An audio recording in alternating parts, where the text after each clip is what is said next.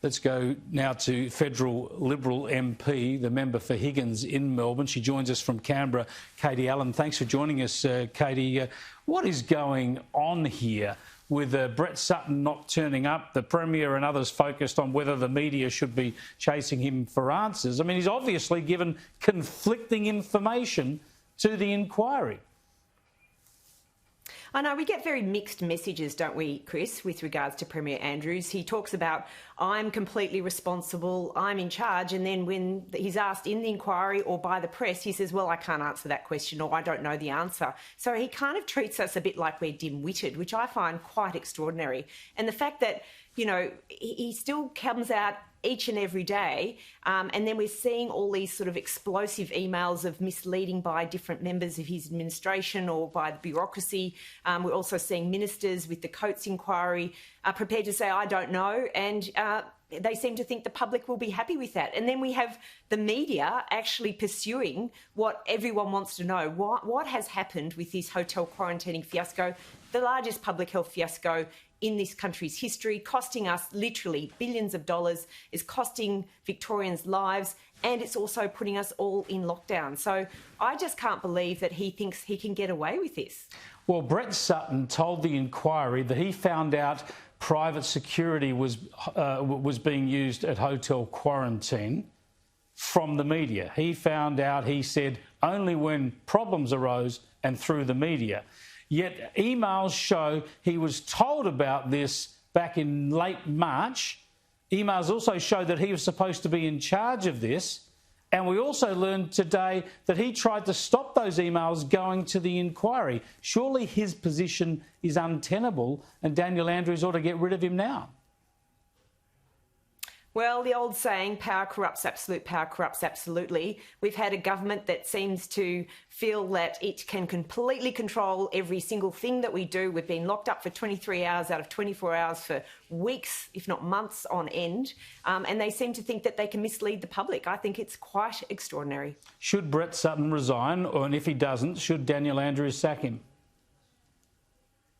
Well, I think that actually this all stops. The buck stops with Daniel Andrews. We're seeing someone who does seem to have his priorities very much mixed up. When we're hearing about what's happened with Cox Plate, 4 hours later it was overturned. Well, I'll come to that in a moment, but we've seen this misleading evidence from Professor Brett Sutton. We know what an important job he's got in Victoria. Given this misleading information and, on the face of it, efforts to stop the information going to the inquiry, isn't his position untenable? I would say that you're absolutely right. On the face of it, this looks very, very serious because at the end of the day, trust and integrity is what we expect from our bureaucrats who are advising our key leaders. And if he's not showing that trust and integrity to the public, then we do have serious concerns. Let's wait and see what he's responsive, and he has 1 week to respond to the Coates inquiry. There must be a please explain. It can't be, oh, I forgot about it. That's just not and absolutely not acceptable. So let's see what he comes back with. But absolutely, trust and integrity is a very important part about advice, and we expect the bureaucrats and health officials to be providing that. That's what the public expect. Katie Allen, you've got a background in public health. You're experienced and qualified in this area. How can there be medical advice that allows the government to say 500 people can turn up at the races at the same time the government is telling people they can't get together to watch the footy? I think that the Victorian public made it very clear that they are really upset by this decision that seems, you know, to have come out of the blue and then have to be reversed. And it shows that the decision-making is probably, you know, not as balanced as we would like it to be. If you can't go to work or church and yet 500 people can turn up to watch their horse race, it just seems the priorities are all wrong. Well, the fact that the decision was made and then overturned, it proves they're not making decisions based on medical grounds, doesn't it? It exposes that lie. These are political decisions.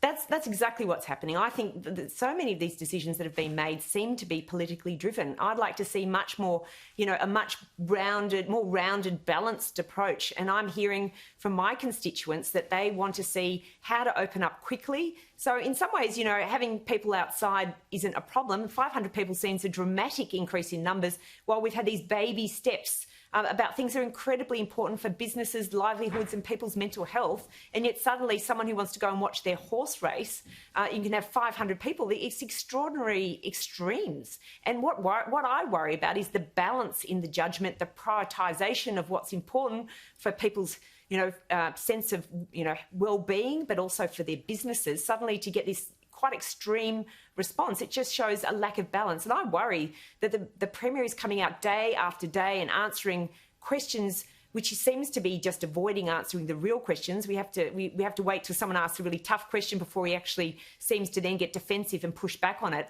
And then he does things like, say to Josh Frydenberg is a liberal as a criticism. I mean, there seems to be very much a politicisation of these media events. They're almost mesmerising for how political they've come, rather than talking about the public health message, rather than talking about how he's going to open up in a COVID-safe way, rather than talking about the consistency of messaging so we're not all confused and there's not all these memes going around about the sort of inconsistency of what he's actually telling us. He is losing the trust of the Victorian people. He's eroding the trust in governance and public health messaging. That is a bad place for the Premier to be. Katie Allen, thanks for joining us. Thank you very much. Katie Allen is the Liberal MP for the federal seat of Higgins in Melbourne.